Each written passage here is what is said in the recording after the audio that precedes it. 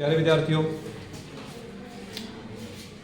आज हम पढ़ेंगे यूनिट 8 का सेकंड चैप्टर न्यूक्लियाई। यूनिट 8 का सेकंड चैप्टर न्यूक्लियाई। वैसे तो आप बच्चे इसे 11th क्लास में हो सकता है केमिस्ट्री में पढ़ चुके हों, पर शायद कुछ चीज़ें ऐसी भी हों जो वहाँ पर ना बताई गई हों या मे भी आपके सिलेबस में इंक्लूड ना हो, तो हम इसे दोबारा पढ़ेंगे और मुझे उम्मीद है कि आप बच्चे इससे अच्छी नॉलेज निकालेंगे। Definitely it is very interesting and is compulsory for both chemistry and mathematics, chemistry and physics. इन दोनों के लिए ये ज़रूरी है, इन दोनों की अंडरस्टैंडिंग के लिए ये ज़रूरी है। एटॉमिक एंड न्यूक्लियर फिजिक्स जब आप हायर क्लासेज में पढ़ते हैं तो वहाँ पर एटम्स और न्यूक्लियस के बारे में आपको बेसिक जानकारी का पता होना ज़रूरी है। Is it clear? तो हम बात करते हैं बेटे सबसे पहले न्यूक्लियस के बेसिक्स की। तो न्यूक्लियस क्या चीज़ है आप बच्चे तो पहले से जानते ही। What is a nucleus? एक एटम का जो सेंट्रल पार्ट है उसे न्यूक्लियस कहते हैं। अल्फा स्कैटरिंग एक्सपेरिमेंट जो रदरफोर्ड ने किया था वहाँ से भी हमने इसकी जानकारी ली। तो ये आपके पास जो सेंट्रल पार्ट है ये क्या है बेटे? न्यूक्लियस। Is it clear? इस चैप्टर में हम एटम की बात नहीं करेंगे, ये पूरा चैप्टर सिर्फ न्यूक्लियस पर है। कहने का मतलब न्यूक्लियस के बाहर जो इलेक्ट्रॉन है उनको छोड़ दो, भूल जाओ। अंदर की बात करेंगे हम सिर्फ न्यूक्लियस की। Is it clear? पिछला चैप्टर पूरे एटम के ऊपर बेस्ड था। ठीक है, अब ये जो न्यूक्लियस है बेटे इसके अंदर कौन कौन होते हैं बताओ शाबाश? Protons and neutrons. Protons positive charge particles होते हैं, न्यूट्रॉन्स न्यूट्रल पार्टिकल होते हैं। एम आई राइट? पूरे एटम का 99.9% मास न्यूक्लियस में होता है। पूरे एटम का 99.9% मास कहाँ होता है बेटे? न्यूक्लियस में होता है।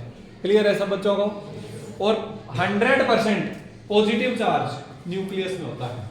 100% पॉजिटिव चार्ज कहाँ होता है? न्यूक्लियस में होता है। न्यूट्रॉन्स क्या होते हैं? न्यूट्रल होते हैं कि चार्ज पार्टिकल्स होते हैं? न्यूट्रॉन्स न्यूट्रल पार्टिकल्स होते हैं। Is it clear to you all? कोई डाउट है किसी बच्चे को? केमिस्ट्री में भी आप बच्चों ने पढ़ा है कि जब हम किसी भी एलिमेंट को लिखते हैं, किसी को भी, जैसे मान लीजिए आप हाइड्रोजन एटम की बात करते हैं, आप हाइड्रोजन के बारे में कैसे लिखते हैं? 1H1, या फिर आप लिखते हैं 1H2, या फिर आप लिखते हैं 1H3। एम आई राइट? अब यहाँ पर ये जो नीचे लिखा गया बेटे ये होता है एटॉमिक नंबर Z। ये क्या होता है? Atomic number. वैसे तो आप बच्चों को ये बातें पता है क्योंकि ये बहुत बेसिक है। पता है कि नहीं है? ठीक है, ये हो गया एटॉमिक नंबर। और ये होता है बेटे A, एटॉमिक मास या मास नंबर। कोई डाउट है किसी बच्चे को? तो इसका एटॉमिक नंबर कितना है? इसका भी एटॉमिक नंबर कितना है? इनका मास नंबर कितना कितना है? 1 2 3।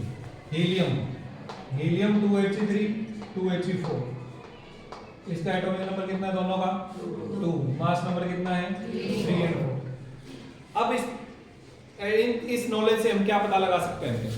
जो एटॉमिक नंबर होता है किसी भी एलिमेंट का या एटम का, जो एटॉमिक नंबर होता है Z, वो एक्चुअल में नंबर ऑफ प्रोटॉन्स को रिप्रेजेंट करता है। किसको रिप्रेजेंट करता है? नंबर ऑफ प्रोटॉन्स को। और A - Z किसको रिप्रेजेंट करता है? नंबर ऑफ न्यूट्रॉन्स को। किसको रिप्रेजेंट करता है बेटे? नंबर ऑफ न्यूट्रॉन्स को। और A किसको रिप्रेजेंट करता है जिसे आप मास नंबर बोल रहे हैं? किसको रिप्रेजेंट करता है बेटे? नंबर ऑफ न्यूक्लियॉन्स को। किसको रिप्रेजेंट करता है? Number of nucleons. Number of nucleons क्या होता है बेटे? बोलो। Number of protons plus number of neutrons. Number of protons plus number of neutrons. कहने का मतलब न्यूट्रॉन जो न्यूक्लियस की फैमिली है उसे न्यूक्लियॉन बोलते हैं। न्यूक्लियस की फैमिली मेंबर्स को क्या कहते हैं? न्यूक्लियॉन। और न्यूक्लियस की फैमिली में कौन कौन मेंबर हैं? Proton and neutron. तो उन सबको इकट्ठा क्या नाम दे दिया गया है? न्यूक्लियॉन। जैसे आप सभी स्टूडेंट्स हैं लेकिन कुछ बॉयज हैं कुछ गर्ल्स हैं, वैसे ये सारे न्यूक्लियॉन्स हैं, उनमें से कुछ प्रोटॉन्स हैं कुछ न्यूट्रॉन्स हैं। क्लियर हुआ? कोई डाउट है किसी बच्चे को? है तो आप बच्चे पूछ सकते हैं। तो जो A रिप्रेजेंट करता है वो क्या बताता है बेटे कि न्यूक्लियस के अंदर कितने मेंबर रहते हैं? न्यूक्लियस के अंदर कितने मेंबर रहते हैं? चलो बताओ, इसके न्यूक्लियस में कितने मेंबर हैं? 1H1 के न्यूक्लियस में कितने मेंबर हैं? 1। कौन है वो मेंबर? प्रोटॉन है कि न्यूट्रॉन है? प्रोटॉन है। न्यूट्रॉन यहाँ पर है ही नहीं। न्यूट्रॉन यहाँ पर है ही नहीं। हाँ जी, इसमें कितने मेंबर रह रहे हैं न्यूक्लियस में? 2 मेंबर रह रहे हैं। कौन कौन? एक प्रोटॉन और एक न्यूट्रॉन। प्रोटॉन कहां से पता चलता है? इस नंबर से, और न्यूट्रॉन अपर माइनस लोअर नंबर 2 - 1। क्लियर हुआ? इसमें बताइए कितने प्रोटॉन है? 1। कितने न्यूट्रॉन है? 2। कितने टोटल मेंबर? 3। तो न्यूक्लियॉन्स कितने? 3। यहाँ पर न्यूक्लियॉन्स कितने? 3। यहाँ न्यूक्लियॉन्स कितने? 4। मुझे उम्मीद है सब बच्चों को बात क्लियर है। कोई डाउट है तो पूछ लीजिए बेटे। आगे बढ़ते हैं। छोटी छोटी कुछ इंपॉर्टेंट डेफिनेशन है। न्यूक्लियॉन के बारे में मैंने आपको बता दिया, एटॉमिक नंबर के बारे में बता दिया, मास नंबर के बारे में बता दिया। न्यूक्लियर मास, आगे क्या चीज है बेटे? Nuclear mass. न्यूक्लियर मास क्या होता है? अरे भैया नाम से अंदाजा लगा के बता दो इतना तो। मास of nucleus. Very good, mass of. तो हम ये कह सकते हैं कि mass of protons plus mass of neutrons. कोई दिक्कत किसी बच्चे को? तो न्यूक्लियस के मास को जब हम रिप्रेजेंट करेंगे तो प्रोटॉन्स का मास कितना है? एक प्रोटॉन, सॉरी प्रोटॉन कितने? Z multiplied by mass of proton, plus neutrons कितने? A - Z into mass of neutron. तो ये क्या आ जाएगा बेटे? न्यूक्लियस का मास आ जाएगा। इसे बोलेंगे न्यूक्लियर मास। क्या बोलेंगे? बोलो, कोई दिक्कत है किसी बच्चे को? अब प्रोटॉन का मास कितना होता है बताओ शाबाश। What is mass of proton? 1.66 into 10 raised to power minus 27 kilogram. What is mass of neutron? 1.66 into 10 raised to power minus 27 kilogram. इतना ही तो होता है। हाँ जी, क्या दोनों बराबर है एग्जैक्टली? नहीं, इसमें अप्रोक्सीमेटली थोड़ा सा फर्क होता है। न्यूट्रॉन जो है वो थोड़ा सा ज्यादा मासिव है कंपैरेटिव प्रोटॉन में। न्यूट्रॉन का मास थोड़ा ज्यादा होता है प्रोटॉन के मुकाबले। बोलो बेटे, कोई दिक्कत है तो बताओ। है कोई डाउट तो बोलिए। आगे चलें फिर क्या? ज्यादा फास्ट तो नहीं चल रहे हम, तो थोड़ा और फास्ट कर दे फिर। तो सुनिए फिर, आइसोटॉप्स क्या होते हैं? अगली हमारी डेफिनेशन है बेटे, आइसोटॉप्स क्या होते हैं? तो देखो, आइसोटॉप्स हमने यहाँ लिख ही रखे हैं by chance. Isotopes definitions important, आप बच्चे लिख लेंगे। आइसोटॉप क्या होता है? इधर देखें बेटे, ये आइसोटॉप्स है, ये तीनों हाइड्रोजन के आइसोटॉप है। तो क्या क्या मतलब निकाल सकते हो आप? एक ही एलिमेंट के अलग अलग एटम्स जिनका एटॉमिक नंबर सेम हो और मास नंबर अलग अलग हो। These are the atoms of, या sorry nucleus of, these are the nucleus of same element having same atomic number but different mass number.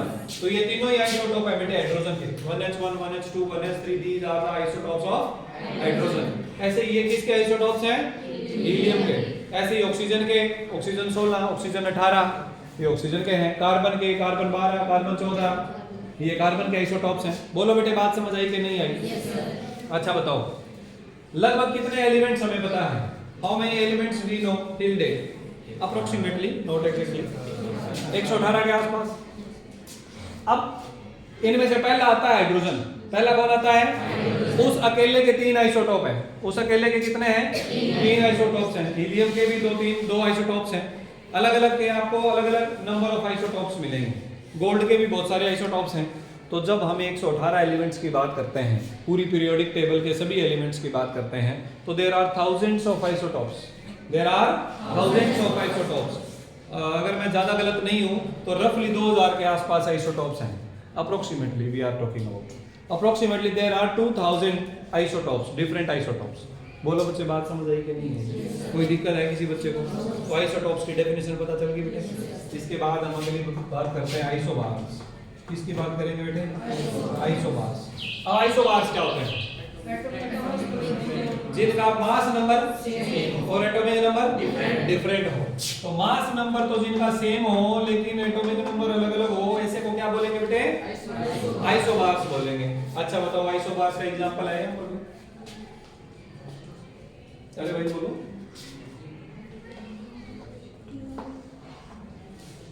पढ़ेंगे नहीं पढ़े? इसका भी मास नंबर 3 है, इसका भी मास नंबर 3 है, एटॉमिक नंबर दोनों का अलग अलग है। तो ये क्या है बेटे? आइसोबार्स है। तो आप ये एग्जांपल इसमें लिख सकते हैं। कौन सा? 1h3 and 2h3, 1h3 and 2h3। बोलो, कोई समस्या है? और कौन कौन है बेटे? Chlorine and sulphur, chlorine and sulphur, chlorine and sulphur दोनों का कितना होता है? 37, राइट? ठीक है, तो ये क्या है बेटे, ये आइसोबार्स है। क्या है ये? आइसोबार्स है। इसके बाद आता है बेटे आइसोटोन्स। इसके बाद क्या आता है? आइसोटोन्स। तो आइसोटोन्स क्या होते हैं देखिए,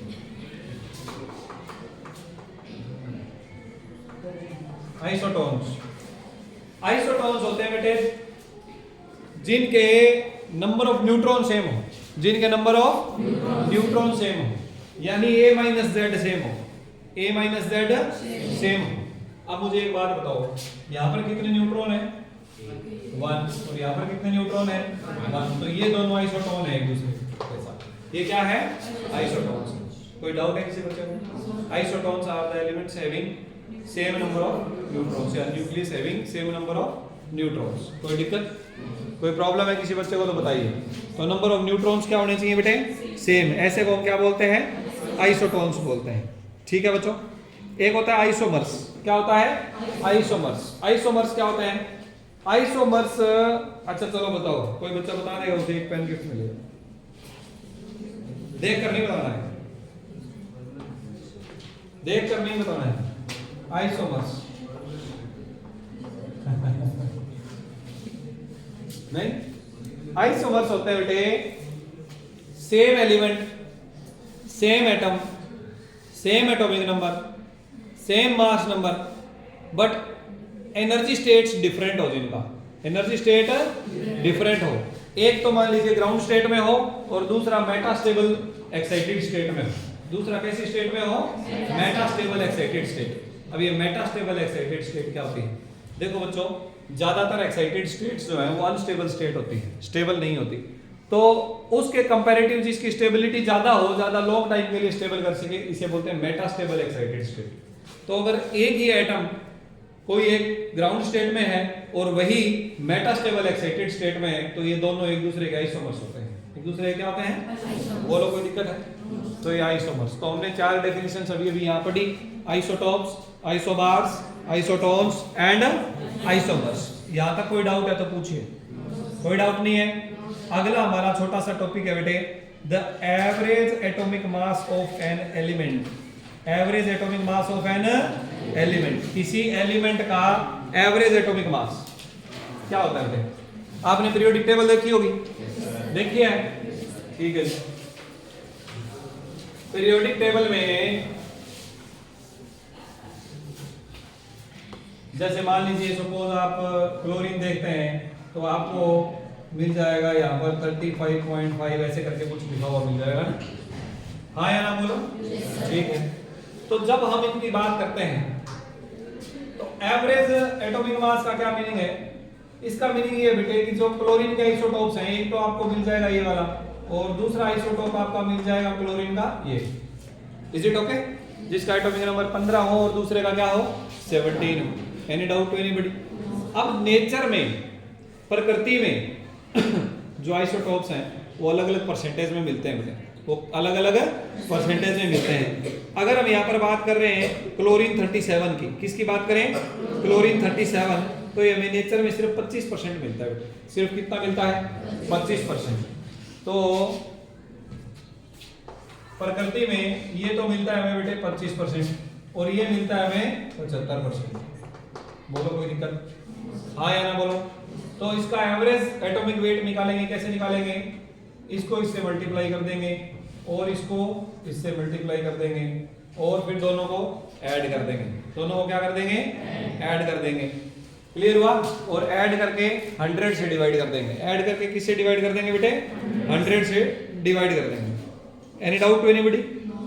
उल्टा लिख रखा है हमने तो, थोड़ा बहुत बता दिया करो भाई, कुछ गलत लिखा जाए तो।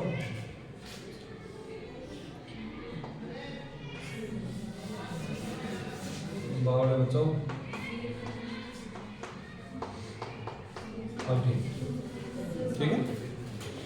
क्लोरीन जिसका एटॉमिक नंबर 17 है और मास नंबर एक का है 35 और दूसरे का है बेटे 37। Is it clear? अब हमारे पास जो 37 वाला है ये 25% मिलता है। कितना परसेंट मिलता है? 25%। तो हम क्या करेंगे? इसको तो 25 से मल्टीप्लाई कर देंगे और ये मिलता है बेटे 75%, तो इसको 75 से मल्टीप्लाई कर देंगे। तो 75 multiplied by 35 plus 25 multiplied by 37 divided by 75 plus 25, ये तो 130 बनेगा। इसको जब आप डिवाइड करेंगे तो ये आ जाएगा बेटे अप्रोक्सीमेटली 35.5, तो ये इसका आ जाएगा बेटे एवरेज वेटेड एटॉमिक मास। आप जब एवरेज निकालेंगे तब इसका एटॉमिक मास आएगा। ये हमें पीरियोडिक टेबल में देखने को मिलता है। ये कहाँ मिलता है? आप बच्चों के दिमाग में कई बार आया भी होगा कि आपने 1h1 1h2 1h3 2he3 2he4 ये सब पढ़ा है, लेकिन जब आप पीरियोडिक टेबल में देखते हो तो ऊपर मास नंबर की जगह पर डेसिमल में लिखा होता है, नंबर दशमलव में लिखा होता है। तो वो दशमलव में क्यों लिखा होता है बेटे? क्योंकि हमने क्या करा होता है, वहां पर एवरेज निकाला होता है एटॉमिक मास का। क्या करा होता है? एवरेज। इसी प्रकार हाइड्रोजन का मान लो अगर हमें एवरेज निकालना है तो क्या करेंगे? 1h1 कितना परसेंट मिलता है, 1h2 कितना परसेंट मिलता है और 1h3 कितना मिलता है। तो जितना जितना परसेंट मिला 1% वाले को उसके मल्टीप्लाई कर देंगे, 2 वाले को उसकी परसेंटेज से, 3 वाले को उसकी परसेंटेज से डिवाइडेड बाय 100, तो वो उसका एवरेज एटॉमिक मास आता है। कोई दिक्कत है किसी बच्चे को? Any doubt to anybody? तो ये था बेटे एवरेज एटॉमिक मास। क्या था? अब इसके बाद है बेटे एटॉमिक मास यूनिट। इसके बाद हम किसकी बात करेंगे? Atomic mass unit, AMU. सुना भी होगा आपने। एएमयू क्या होता है? Atomic mass unit. माइक्रोस्कोपिक जो मास है या एटॉमिक लेवल पर और न्यूक्लियर लेवल के ऊपर जो मास है उसे हम जनरली एएमयू में लिखते हैं। किस में लिखते हैं? एएमयू में। जैसे आप इलेक्ट्रॉन के मास की बात करेंगे तो आप कहेंगे 0.00055 एएमयू, ऐसे करके कुछ, ठीक है। प्रोटॉन के मास को आप कहेंगे तो 1 पॉइंट समथिंग एएमयू। इसी प्रकार न्यूट्रॉन का मास 1 पॉइंट समथिंग एएमयू। तो एटॉमिक मास यूनिट क्या है बेटे? स्मॉलर स्केल पर जो मास होता है ना, थोड़ा थोड़ा जो मास होता है ना, उसको मेजर करने के लिए एक यूनिट बनाया गया है एएमयू, एटॉमिक मास यूनिट। अभी होता क्या है, किसके बराबर होता है? एएमयू होता है बेटे जो कार्बन 12 आइसोटोप है ना हमारे पास, कार्बन 12 कार्बन 14 आइसोटोप्स होते हैं, उनमें से जो कार्बन का 12 वाला आइसोटोप है उसका जितना भी मास होगा एक एटम का, उसको 12 से डिवाइड कर देंगे। किससे डिवाइड कर देंगे? 12 से। तो जो वैल्यू आएगी उसे 1 एएमयू बोलते हैं। जो वैल्यू आएगी उसे क्या बोलते हैं? 1 एएमयू। तो इसकी डेफिनेशन क्या बन जाएगी? इट इज 1/12 मतलब 1/12 of mass of carbon 12 atom, of mass of carbon 12 atom. कोई डाउट है किसी बच्चे को? तो एएमयू की एग्जैक्ट वैल्यू लिख लो बेटे, क्या है? 1.660565 1.660565 into 10⁻⁻27 किलोग्राम into 10⁻⁻27 किलोग्राम। क्या लिखा आपने? 1.660565। अब इलेक्ट्रॉन का मास पता है हमें, न्यूट्रॉन प्रोटॉन का भी पता है। तो जब हम एएमयू की बात करते हैं, किसकी बात करते हैं? एएमयू। तो इलेक्ट्रॉन का मास एएमयू में कितना आ जाता है बेटे? लिख लो शाबाश। इलेक्ट्रॉन का मास 0.00055, अभी बताया भी था आपको, 0.00055 एएमयू इलेक्ट्रॉन का मास। अगर हम किलोग्राम में ना लिखकर एएमयू में लिखना चाहें तो इतना होगा। प्रोटॉन का लिखो 1.0073 एएमयू। न्यूट्रॉन का लिखो 1.0086 एएमयू। अब मैं आपको क्यों लिखवा रहा हूं? क्योंकि इस चैप्टर के कुछ न्यूमेरिकल सोल्व करने में ये एएमयू के अंदर वैल्यूज हमारी हेल्प करेंगे। क्या बात समझ आ गई सब बच्चों को? क्या लिख लेंगे इसे? याद भी कर लेंगे क्या? कोई डाउट है किसी बच्चे को? ठीक है जी। अब हमारे पास बेटे इलेक्ट्रॉन वोल्ट पता है ना सबको क्या होता है? अरे बच्चों इलेक्ट्रॉन वोल्ट पता है ना क्या होता है? जब हम 1 एएमयू जो मास है, 1 एएमयू कितना मास बोला अभी हमने? 1 एएमयू की वैल्यू बताओ शाबाश। 1.660565 into 10⁻⁻, इतना ही है ना 1 एएमयू। अब इस मास का जब हम एनर्जी इक्विवेलेंट कैलकुलेट करते हैं, क्या कैलकुलेट करते हैं बेटे? Energy equivalent according to equation E = mc²। E = जब हम m की ये वाली वैल्यू यहां पुट कर दें, c की वैल्यू 3 × 10⁸ पुट कर दें तो जूल में कुछ आंसर आ जाएगा। ये किलोग्राम में है तो आंसर जूल में आ जाएगा। जूल को फिर हम इलेक्ट्रॉन वोल्ट में कन्वर्ट कर लेंगे। किस में कन्वर्ट कर लेंगे? इलेक्ट्रॉन वोल्ट में। कितना भी इलेक्ट्रॉन वोल्ट आया उसको अंदर से 10 की पावर 6 को अलग कर लेंगे। किसको अलग कर लेंगे? 6 को। फिर उसको हटा के उसकी जगह लगा देंगे मेगा। क्या लगा देंगे? मेगा। तो आप देखेंगे कि 1 एएमयू जो मास है वो 931 मेगा इलेक्ट्रॉन वोल्ट के बराबर आता है। 1 एएमयू जो मास है वो किसके बराबर आता है बेटे? 931 mega electron volt. What does it mean? What does it mean? Left side में मास है, राइट साइड में एनर्जी है, तो क्या मास इक्वल टू एनर्जी हो सकता है? ये इक्वल नहीं है, इक्विवेलेंट है। यानी एक एएमयू मास को अगर हम एनर्जी में कन्वर्ट करें तो 931 mega electron volt energy produce होगी। क्या मेरी बात सब बच्चों को समझ आ गई?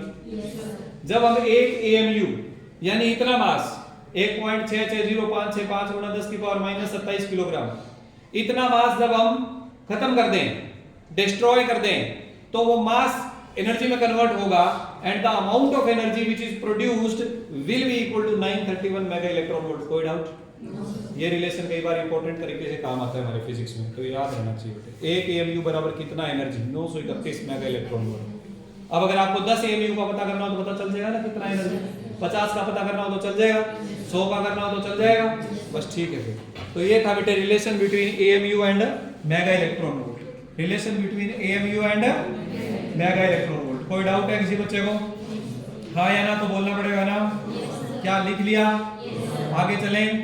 अगला टॉपिक है बेटे, छोटा सा टॉपिक हमारा न्यूक्लियर साइज। क्या टॉपिक है?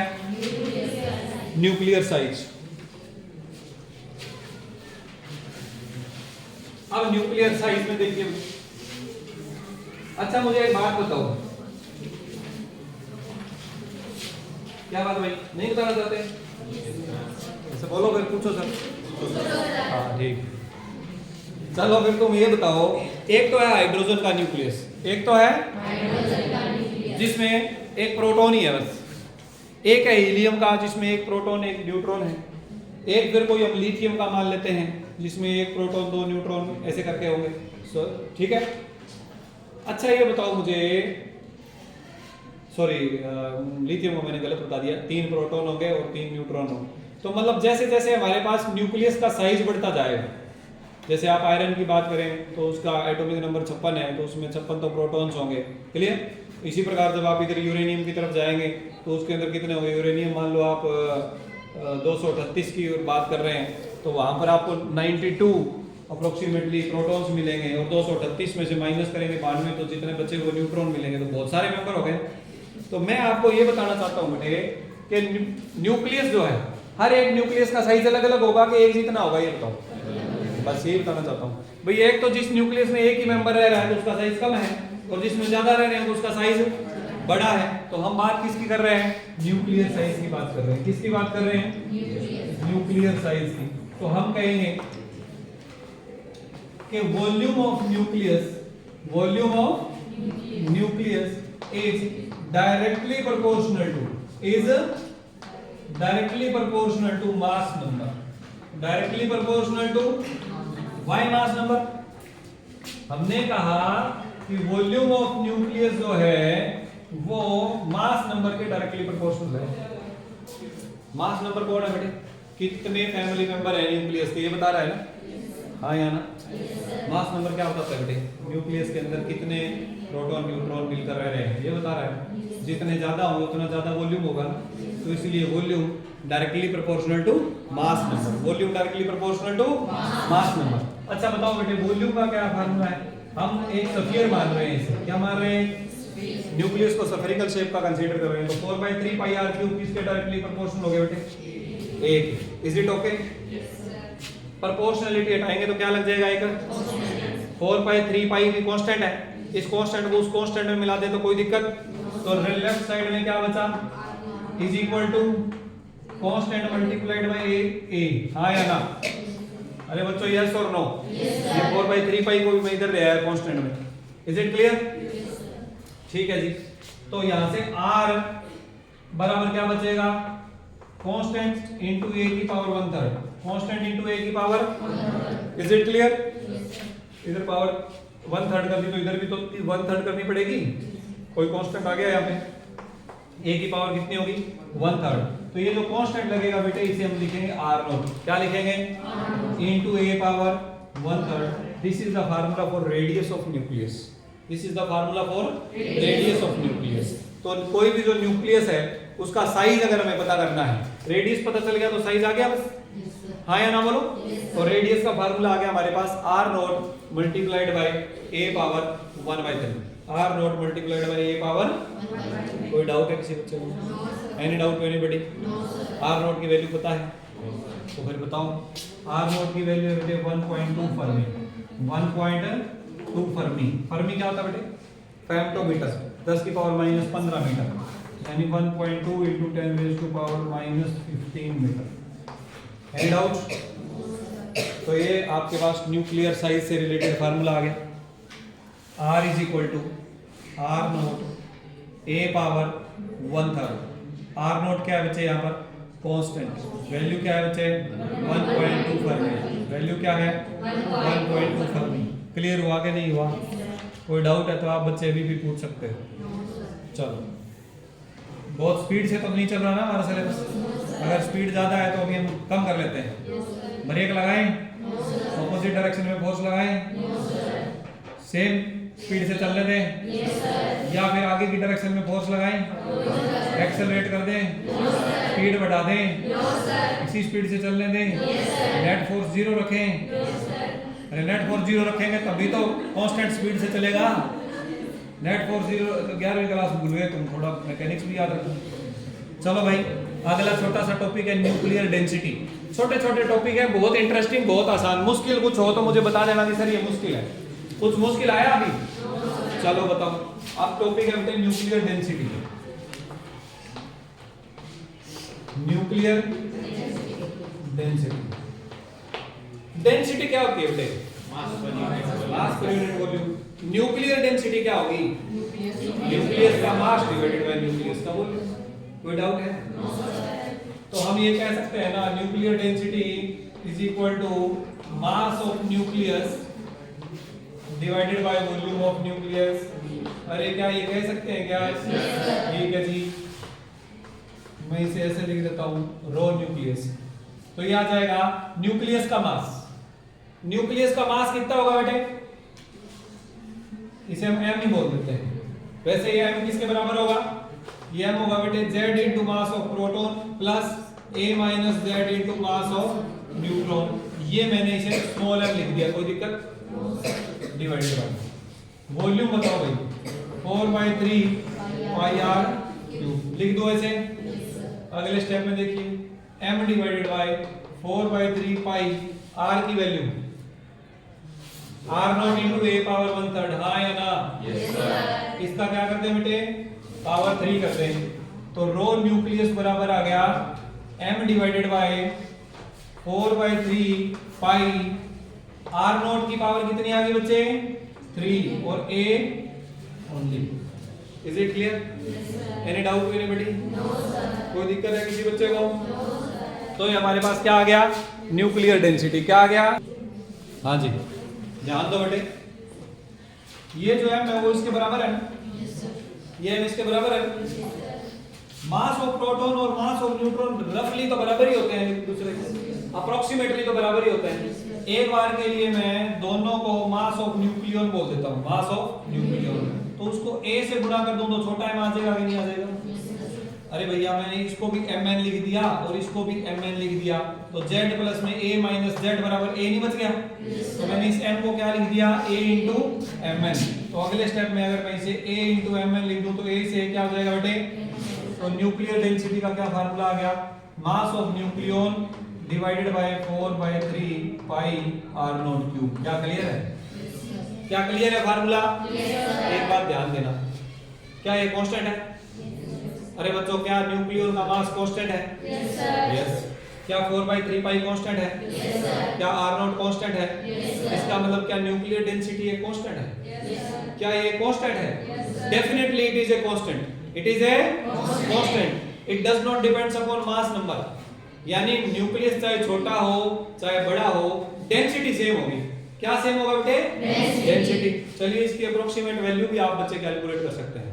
इसकी अप्रोक्सीमेट वैल्यू, एक न्यूक्लियन का मास कितना हो जाएगा बेटे?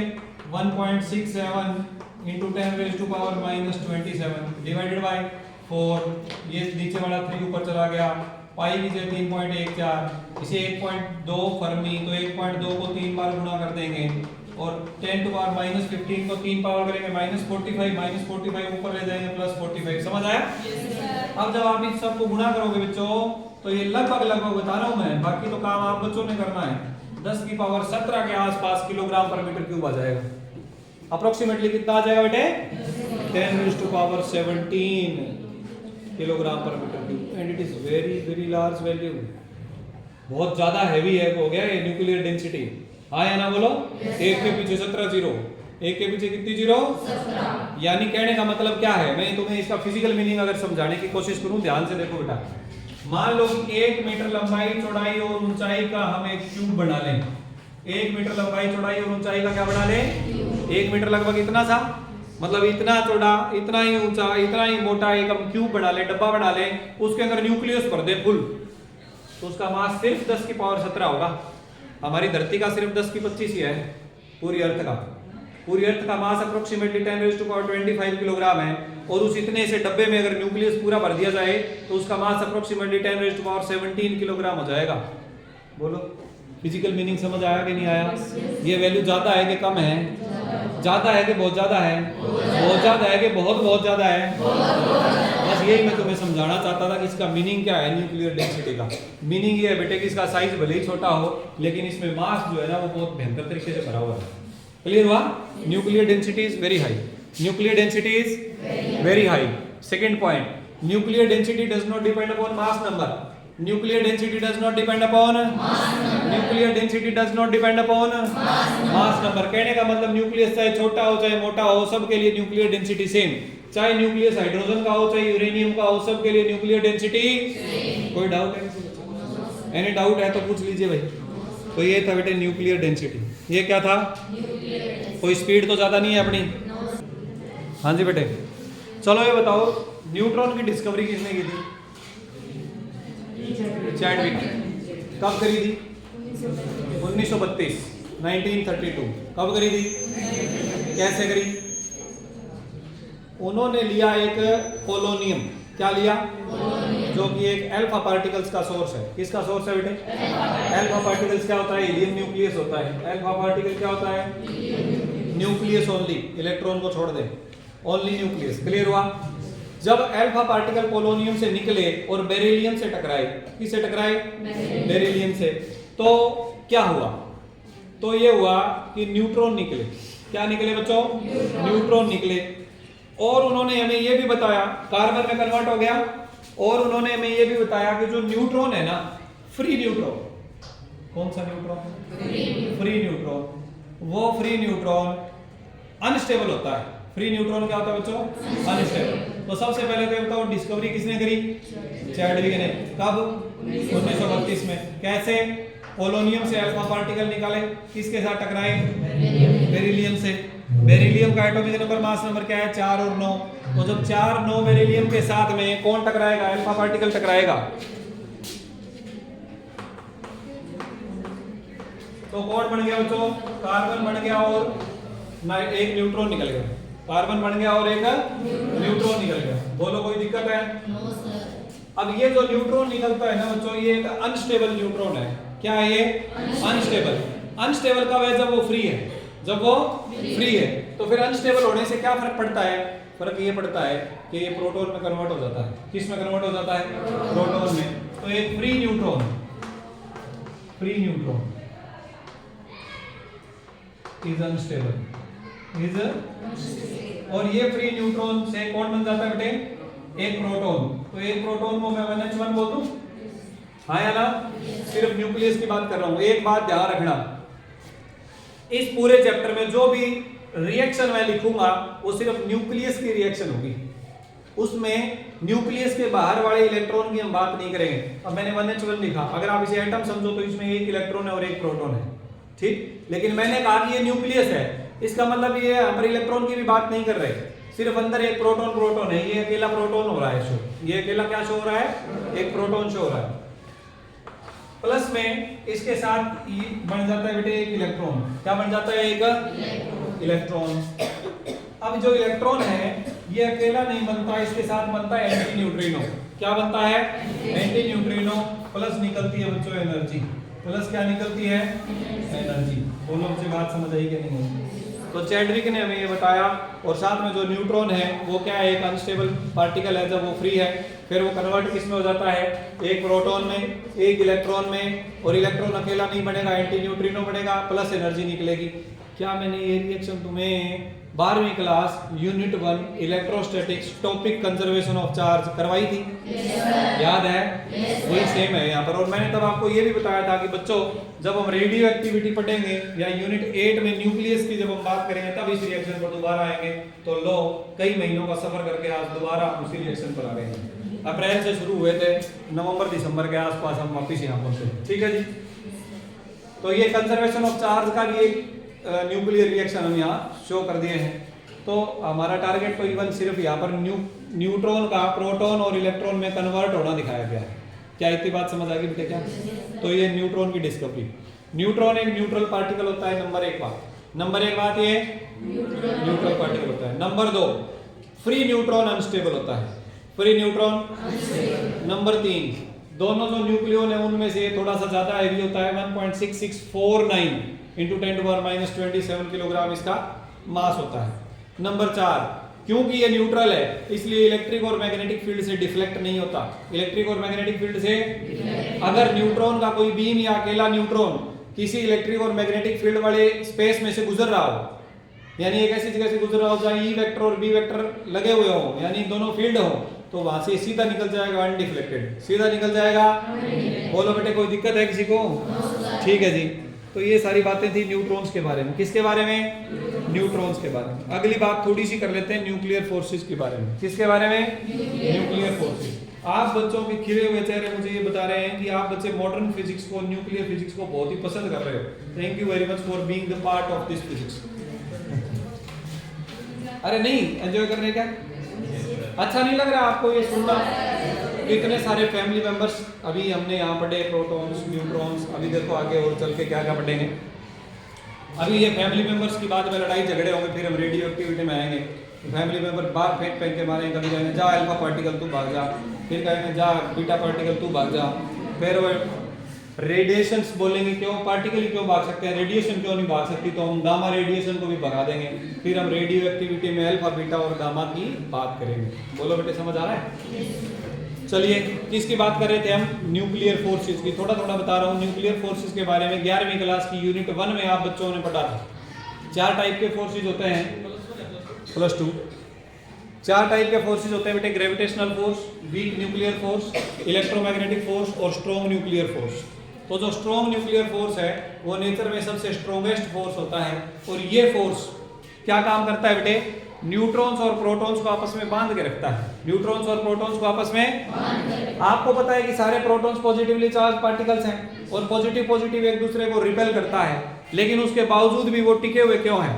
क्योंकि जो रिपल्सन है वो तो इलेक्ट्रोमैग्नेटिक फोर्स है, और यहाँ जो अट्रैक्शन हो रहा है न्यूक्लियर फोर्स है वो स्ट्रॉन्ग न्यूक्लियर फोर्स है, जो कि उसके कंपैरेटिव, इसके इलेक्ट्रोमैग्नेटिक रिपल्सन के कंपैरेटिव 100 टाइम्स स्ट्रॉन्गर फोर्स है। ये कितने टाइम्स है? Approximately 100 times. इसलिए प्रोटॉन में रिपल्सन होने के बावजूद भी न्यूक्लियस जो है वो स्टेबल है। न्यूक्लियस जो है वो स्टेबल है, यानी उसमें प्रोटॉन आपस में एक साथ बंधे रहते हैं। अब ये जो न्यूक्लियर फोर्स है ये एराइज कैसे करते हैं? न्यूक्लियर फोर्स जो है बेटे वो नेचर में कैसा होता है? रिपल्सिव होता है कि अट्रैक्टिव होता है? अट्रैक्टिव होता है, लेकिन रिपल्सिव भी होता है। ये हम अभी एक ग्राफ के जरिए समझेंगे, लेकिन हमने जो अब तक इसका नेचर पढ़ा है वो कौन सा पढ़ा है? अट्रैक्टिव इन नेचर, इसीलिए बांध के रखते हैं न्यूक्लियॉन्स को। दूसरा ये एक शॉर्ट रेंज फोर्स है बच्चे। क्या है? एक शॉर्ट रेंज। 2 से 3 फर्मी, यानी 2 या 3 गुणा में 10 की पावर -15 मीटर तक ही ये लगता है न्यूक्लियस के अंदर ही, यानी एक न्यूक्लियन से दूसरे न्यूक्लियन तक। क्लियर हुआ? अब हम थोड़ी सी बात कर लेते हैं कि रिपल्सिव कब है और अट्रैक्टिव कब है। एक हम ग्राफ की बात करते हैं बेटे। इधर हम बात करते हैं एनर्जी की, पोटेंशियल एनर्जी। किसकी बात करते हैं? और इधर हम बात करते हैं डिस्टेंस की। किसकी बात करते हैं? डिस्टेंस कहाँ से? न्यूक्लियन से। न्यूक्लियन से दूसरे न्यूक्लियन के बीच में ही तो है ना एक फोर्स। तो न्यूक्लियन से न्यूक्लियन के बीच के डिस्टेंस की अगर हम बात करें, एक बात ध्यान देंगे बेटे, मैं यहाँ पर लिख रहा हूँ R0 = 0.8 फर्मी। R0 = 0.8। ये वो डिस्टेंस है बेटे जब पोटेंशियल एनर्जी 0 होती है। जब पोटेंशियल एनर्जी क्या होती है? 0। ऊपर की तरफ पोटेंशियल एनर्जी पॉजिटिव, नीचे की तरफ पोटेंशियल एनर्जी। तो ये ग्राफ कुछ ऐसा है बेटे, अप्रोक्सीमेटली ये पॉइंट यहाँ पर है 0.8 फर्मी। क्लियर हुआ? अब ध्यान देने वाली बात क्या है? ध्यान देने वाली बात ये है कि जब डिस्टेंस r नोट से ज्यादा है, 0.8 फर्मी से ज्यादा है, तो ये पोटेंशियल एनर्जी नेगेटिव है। अरे बच्चों दिख रहा है कि नहीं दिख रहा? नीचे है तो नेगेटिव है ना, नेगेटिव है, फिर नेगेटिव में बढ़ रही है, फिर नेगेटिव में कम हो रही है, कम होते होते काफी कम होते दूर जाकर जीरो हो जाती है। क्लियर हुआ कि नहीं? नेगेटिव पोटेंशियल एनर्जी का क्या मीनिंग है? मैं तुम्हें 11वीं क्लास से लेकर अब तक ज्यादातर 5, 6, 7, 8 बार बता चुका हूँ कि नेगेटिव पोटेंशियल एनर्जी मतलब attraction forces. Negative potential energy meaning force of attraction. तो कहने का मतलब ये कि न्यूक्लियॉन्स के बीच में डिस्टेंस जब 0.8 फर्मी से ज्यादा हो तब जो न्यूक्लियर फोर्स की बात कर रहे हैं हम, वो अट्रैक्टिव नेचर का होता है बेटे। कैसे नेचर का होता है? लेकिन अगर इनके बीच में डिस्टेंस कम कर दें हम, 0.8 फर्मी कर दें, तो ये पोटेंशियल एनर्जी जीरो हो जाती है। और साक्षी जब हम 0.8 फर्मी से कम कर दें, 0.8 फर्मी से, तो आप देख रहे हैं कि पोटेंशियल एनर्जी पॉजिटिव हो गई। पॉजिटिव हो गई मतलब फोर्सेस रिपल्सिव हो गए नेचर में। फोर्सेस कैसे हो गए बेटे? तो अगर आप बच्चों से ये पूछा जाए कि न्यूक्लियर फोर्सेस अट्रैक्टिव होते हैं कि रिपल्सिव, तो क्या कहोगे? 0.8 फर्मी से ज्यादा की अगर डिस्टेंस की बात करें तो अट्रैक्टिव होते हैं, 0.8 फर्मी से कम में रिपल्सिव होते हैं। बहुत ही इंपॉर्टेंट ग्राफ है बच्चों, समझ आ गया होगा? हाँ या ना तो बोलना पड़ेगा। समझ आ गया क्या? इस ग्राफ को बोलेंगे बेटे variation of potential energy of a pair of nucleons with distance. दो न्यूक्लियॉन का बीच का डिस्टेंस के साथ, दो न्यूक्लियॉन्स के बीच के डिस्टेंस के साथ पोटेंशियल एनर्जी का ग्राफ बढ़ाएं तो वो ये ग्राफ है बेटे। And this is very important graph, this is very important. मुझे उम्मीद है कि आप सब बच्चों को समझ आ गया होगा। आइंस्टीन मास एनर्जी रिलेशन तुम्हें पहले से पता है कि नहीं पता? बोलो बोलो क्या रिलेशन है? E is equal to mc square, E is equal to। आज की क्लास में इतना ही पढ़ेंगे और मन कर रहा है अभी? इतना ही पढ़े? ठीक है।